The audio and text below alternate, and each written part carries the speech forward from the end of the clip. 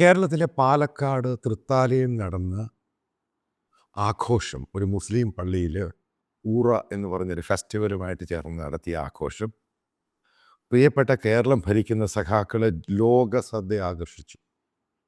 ലോക ശ്രദ്ധ, ദേശീയ ശ്രദ്ധയല്ല, ഇൻ്റർനാഷണൽ മാധ്യമങ്ങൾ വരെയാണ് കേരളത്തിൽ ഈ ആഘോഷത്തെ കോട്ട് ചെയ്തിരിക്കുന്നത്. ഏറ്റവും വലിയ അഭിമാനമാണ് നമുക്കത്. നമുക്ക് അഭിമാനത്തിൻ്റെ നിമിഷങ്ങളാണ് കേരള മുഖ്യമന്ത്രി പിണറായി വിജയനും കൂട്ടരുവേ. കേരളത്തിലെ കോൺഗ്രസിൻ്റെ ബുദ്ധിജീവിയായ ബൽറാം സാറേ, അഭിമാനത്തിൻ്റെ സംഭവമാണ് തൃത്താലയിൽ നടന്ന സംഭവം, ലോക അഭിമാനം. കേരളത്തിലെ മറ്റൊരു കമ്മ്യൂണിസ്റ്റ് ബുദ്ധിജീവിയുണ്ട്, രാജേഷ് എന്ന് പറഞ്ഞ പരട്ട. എടോ, താനും ഉദ്ദേശിക്കുന്നത് ഭയങ്കര ലോക ശ്രദ്ധ ആകർഷിച്ചു. ഗ്ലോബൽ മാധ്യമങ്ങൾ നിങ്ങളുടെ രണ്ടുപേരുടെ പേര് കോട്ട് ചെയ്തിട്ട് അടിച്ചിട്ടുണ്ട്. ഭയങ്കര വാർത്തയാണ്. എന്താ കാരണം? ഹമാസിൻ്റെ നേതാക്കൾ, അതായത് യാഹ്യ സിൻവാർ, ഇസ്മായിൽ ഹനിയ, അതിൻ്റെ കൂടെ തന്നെ ഹിസ്ബുള്ളയുടെ നേതാവ് നസറുള്ള, ഇവരുടെയൊക്കെ പോസ്റ്ററുകൾ ആനയുടെ പുറത്ത്, ട്രഡീഷണലായിട്ട് കേരളം എന്ന് പറയുന്ന ആനയുടെ ഒരു നാടാണ് അറിയപ്പെടുന്നത്. അപ്പോൾ ആനയുടെ ഫെസ്റ്റിവൽ എന്ന് പറഞ്ഞാൽ ഹിന്ദു ഫെസ്റ്റിവലായിട്ടും ക്രിസ്ത്യൻ ഫെസ്റ്റിവലുമായിട്ടും ക്ലബ്ബ് ചെയ്തു പോകുന്ന ഒരു ട്രഡീഷനും കൂടിയാണ്. പക്ഷേ ഇവിടെ മുസ്ലിം ഫെസ്റ്റിവലിൻ്റെ അകത്ത് ആനയുടെ പുറത്ത്, അതായത് നെറ്റിപ്പട്ടമൊക്കെ കെട്ടിയ ആനയുടെ പുറത്ത് ഇവരുടെ ഫ്ലക്സ് ബോർഡുമായിട്ട് ഏകദേശം 3000-ൽ പരം പേര് കൂടിയ പ്രൊസഷൻ അതിനകത്ത് ആനയിക്കുന്നു. നമ്മൾ കേരളം എന്ന് പറഞ്ഞാൽ ഭയങ്കര സംഭവം, ഭയങ്കര പ്രബുദ്ധതയാണ്. സത്യം പറഞ്ഞാൽ ഓരോ മലയാളിയും നാണം കെടേണ്ട സംഭവമാണ് ഇതുണ്ടായിരിക്കുന്നത്. നാണം കെടേണ്ട സംഭവം. അത്ര സീരിയസ് ആണ് ഈ മാറ്റർ. ഗ്ലോബലായിട്ട് ഹമാസിന് ഏത് രാജ്യമാണ് ടെറർ രാജ്യമല്ല എന്ന് പ്രഖ്യാപിച്ചേക്കുന്നത്?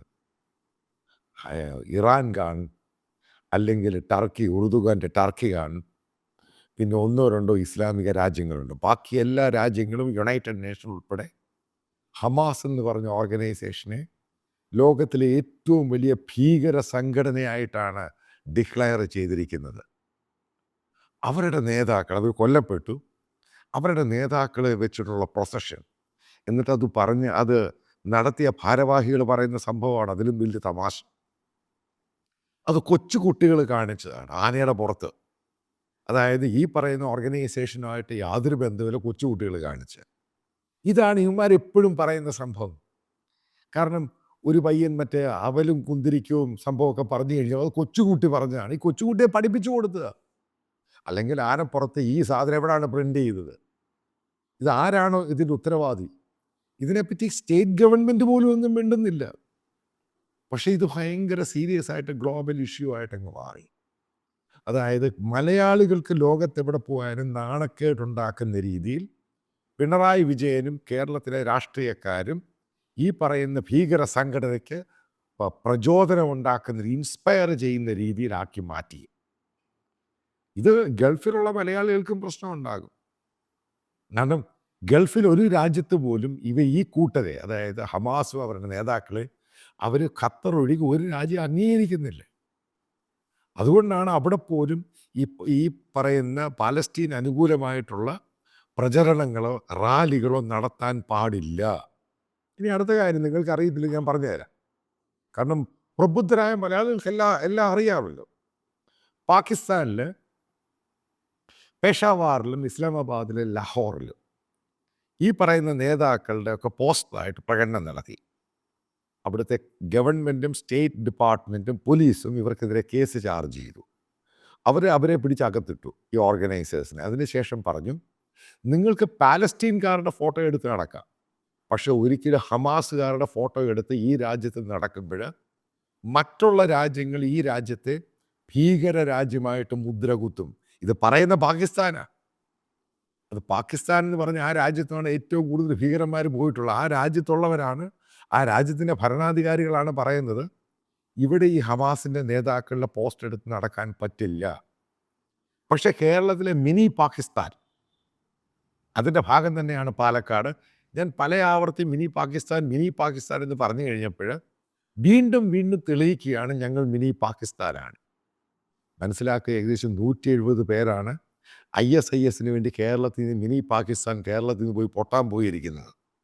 ഇതൊക്കെ ഓരോ തെളിവുകൾ ഗ്ലോബലായിട്ട് റിപ്പോർട്ട്സുകൾ വരുമ്പോൾ ഏറ്റവും പ്രധാനപ്പെട്ടൊരു പോയിന്റ് എന്ന് പറയുന്നത്, ഇവൻ ഈ കാണിച്ചു കൂട്ടുന്നത് മുസ്ലിങ്ങൾക്ക് മാത്രമല്ല മറ്റുള്ള മലയാളികളെയും ബാധിക്കുകയാണ്. അതാണ് ഇതിൻ്റെ ഏറ്റവും വലിയ ഇമ്പാക്റ്റായിട്ട് ഞാൻ കാണുന്നത്. മലയാളിയാണെന്ന് പറയാൻ പോലും ആൾക്കാർക്ക് ഭയമുണ്ടാകും. കാരണം കേരളത്തിലാണ് നടക്കുന്നത്.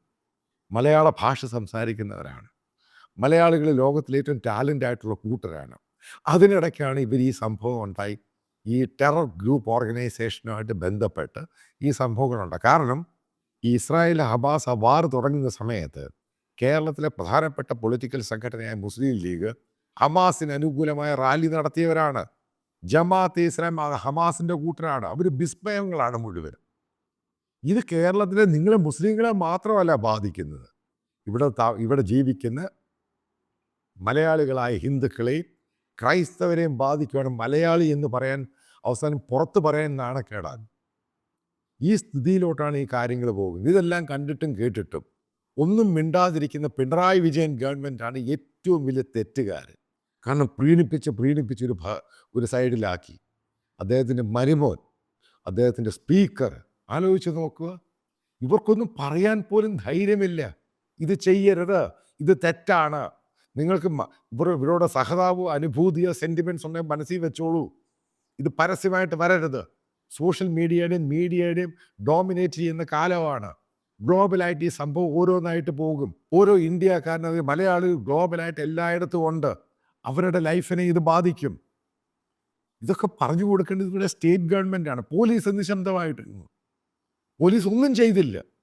ഇവിടെ ആക്ഷൻ എടുക്കേണ്ടത് ഇതിന് പെർമിഷൻ കൊടുത്ത പോലീസ്, അതായത് SP ആണെങ്കിൽ അതിൻ്റെ സീനിയർ ഒഫീഷ്യൽസ് ആണെങ്കിൽ അവർക്ക് ഇതിന് ആക്ഷൻ എടുക്കണം.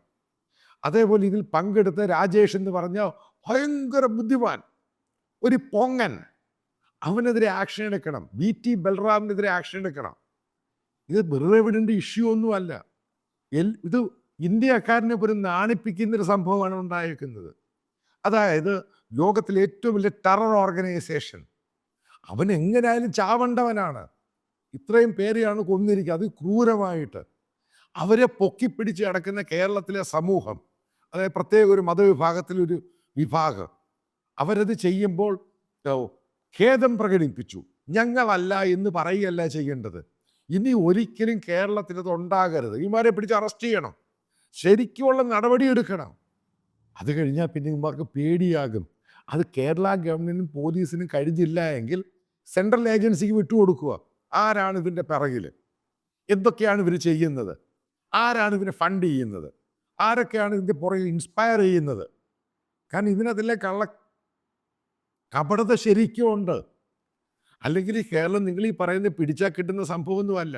കേരളത്തിൻ്റെ വ്യവസായ മന്ത്രി ജനീവയിൽ പോകുന്നു, വേൾഡ് എക്കണോമിക് ഫോറം, പണമുണ്ടാക്കാൻ വേണ്ടി, ഇവിടെ ഇൻവെസ്റ്റ്മെൻ്റ് ഉണ്ടാക്കാൻ വേണ്ടി.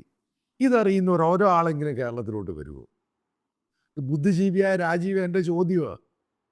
ഇതറിയുന്ന ആരെങ്കിലും, ഒരു ഇന്ത്യക്കാരൻ പോട്ടെ, വിദേശി ആരെങ്കിലും കേരളത്തിലോട്ട് വരൂ? ഒരു പൊളിറ്റിക്കലി പ്രശ്നമുള്ള ഒരു വലിയ ഇഷ്യൂ ആണ് ഗാസ എന്ന് പറയുന്ന, പാലസ്റ്റീൻ എന്ന് പറഞ്ഞ ഇഷ്യൂ.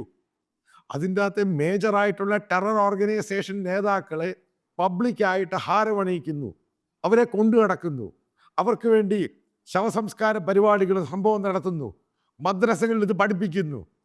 ഇത് ചെറിയ ഇഷ്യൂ ഒന്നുമല്ല. ഇവിടെ എനിക്ക് മലയാളികളായ നിങ്ങളോട് പറയാനുള്ളത്, ഇത് കേൾക്കുന്ന, ഇതുമായിട്ട് വിയോജിക്കുന്ന മുസ്ലിങ്ങളോട് തീർത്തും നിങ്ങളിത് പ്രതികരിച്ചേ മതിയാവത്തുള്ളൂ. ഇത് കൈവിട്ടു പോകുന്ന ഗെയിമാണ് ഈ സംഭവം. കാരണം ഇവിടെ വോട്ട് ബാങ്ക് പൊളിറ്റിക്സിൻ്റെ ഭാഗമായിട്ട് കേരളം ഭരിക്കുന്ന കോൺഗ്രസ് ആണെങ്കിലും CPM ആണെങ്കിലും ഇവരിതിനെപ്പറ്റി മിണ്ടത്തില്ല. കാരണം അവർക്ക് വോട്ടും രാഷ്ട്രീയവുമാണ് പ്രാധാന്യം. പക്ഷേ ഇന്ത്യയിൽ ജീവിക്കുന്ന ഐഡൻറ്റിറ്റിയുള്ള കേരള മലയാളികൾ, നിങ്ങളിത് ക്വസ്റ്റ്യൻ ചെയ്തില്ല എങ്കിൽ ഇത് വീണ്ടും വളർന്ന് വലുതായിട്ട് വരും. അവസാനം കേരളം എന്ന് പറയുന്ന ആ ഒരു സ്റ്റേറ്റിനെ പൂർണ്ണമായിട്ട് ലോകം തള്ളിക്കളയുന്ന രീതിയിലോട്ടാകും. ഇതൊക്കെ വലിയ രീതിയിൽ ബാധിക്കും. ഞാനിത് ഈ ചെറിയ രീതിയിലല്ല ഇത് പറയുന്നത്. കാരണം നാഷണൽ മീഡിയയും ഗ്ലോബൽ മീഡിയയും ഇത് ഇഷ്യൂ ആക്കിയപ്പോൾ ഇതിൻ്റെ ഇമ്പാക്റ്റ് എന്ന് പറയുന്നത് പെട്ടെന്നുള്ള ഇമ്പാക്റ്റ് അല്ല. ഇവിടെ ജോലിക്ക് പോകുന്ന പലരെയും ഇത് ബാധിക്കും. കാരണം മലയാളിയാണോ, അപ്പോൾ അവൻ്റെ മുഴുവൻ A to Z തപ്പും. സോഷ്യൽ മീഡിയ ആണെങ്കിൽ അതും ഇതും ഒക്കെ തപ്പും. ഇതിനകത്ത് മലയാളിയുടെ ഓപ്പർച്യൂണിറ്റിയാണ് ഇല്ലാതാകുന്നത്. മലയാളിയെ ലോകം സംശയത്തോട് നോക്കും. കാരണം ഒരു മുസ്ലിം കമ്മ്യൂണിറ്റിക്ക് മാത്രമല്ല, ഇവിടെ ഹിന്ദുക്കളെ, ഇവിടെ ക്രിസ്ത്യൻസിനെ എല്ലാം ഇത് ബാധിക്കും. അതുകൊണ്ട് നിങ്ങൾ പ്രഷർ ചെയ്യണം കേരള ഗവൺമെൻറ്റിനെ കൊണ്ട് ഇത് ആക്ഷൻ എടുപ്പിക്കാൻ വേണ്ടി. വെറുതെ ഒരു സ്റ്റേറ്റ്മെൻറ്റ് തള്ളിക്കളയുകയല്ല. ഇതിനെ പ്രോത്സാഹിപ്പിക്കുന്ന ജമാഅത്ത് ഇസ്ലാമിയുണ്ട്, അവരുടെ പത്രമുണ്ട്. അതേപോലെ മുസ്ലിം ലീഗുണ്ട്, അവരുടെ പത്രമുണ്ട്. സമസ്തയുണ്ട്, അവരുടെ പത്രമുണ്ട്. കാരണം ഇവരൊക്കെ ഇതിൻ്റെ പുറയിൽ ആദ്യം പുറമേ കാണിക്കുന്ന കപടതേ ഉള്ളൂ. ഇവരെല്ലാം ഇതിനെ പിന്തുണയ്ക്കുന്നവരാണ്. ഇവരെ ഉൾപ്പെടെ ഇതുമായിട്ട് ബന്ധപ്പെട്ട് തള്ളിപ്പറഞ്ഞില്ല എങ്കിൽ നാളെ ഉണ്ടാകുന്ന ഇമ്പാക്റ്റ് എന്ന് പറയുന്നത് ഓരോ മലയാളി അവൻ്റെ ജനറേഷനെയും ബാധിക്കാൻ പോവുകയാണ്. ഇതൊരു സിമ്പിൾ ഇഷ്യൂവേ അല്ല. വളരെ സീരിയസ് ആയിട്ട് ഇത് ഇടപെട്ടേ മതിയാകത്തുള്ളൂ. കേരള ഗവൺമെൻറ് കഴിഞ്ഞില്ല എങ്കിൽ അത് കേന്ദ്ര ഗവൺമെൻറ് അവർ ശരിക്കും ഹാൻഡിൽ ചെയ്തോളൂ. ഇവന്മാരെ ഈ പറഞ്ഞ PFI ഇവന്മാരെ തൂക്കിയെടുത്തോണ്ടങ്ങ് പോയിക്കോളൂ. അതോടുകൂടി എന്നാൽ മാത്രമേ ഇതിനൊരു ശമനം ഉണ്ടാകുകയുള്ളൂ. കാരണം ഇവിടെ ഇത് മിനി പാകിസ്ഥാൻ ഞാൻ പറയുന്നതിനേക്കാളും കൂടുതലാണ് ഇവിടെ. അതേപോലെ ടെററിസ്റ്റുകളെ ആരാധിക്കുന്നവരാണ്. അപ്പം വരാനുള്ള ജനറേഷൻ എന്ത് സന്ദേശമാണ് ഇവർ കൊടുക്കുന്നത്? കാരണം ടെററാണ് ഇവിടെ ആവശ്യം. അതായത് സമാധാനത്തോട് ജീവിക്കാൻ ഇവർക്ക് താല്പര്യമില്ല. അത് മാറ്റിയെടുക്കാൻ കേരള ഗവൺമെൻറ്റിന് കഴിഞ്ഞില്ല എങ്കിൽ നിങ്ങൾ രാജിവെച്ച് പോകുന്നതാണ് ഏറ്റവും നല്ലത്.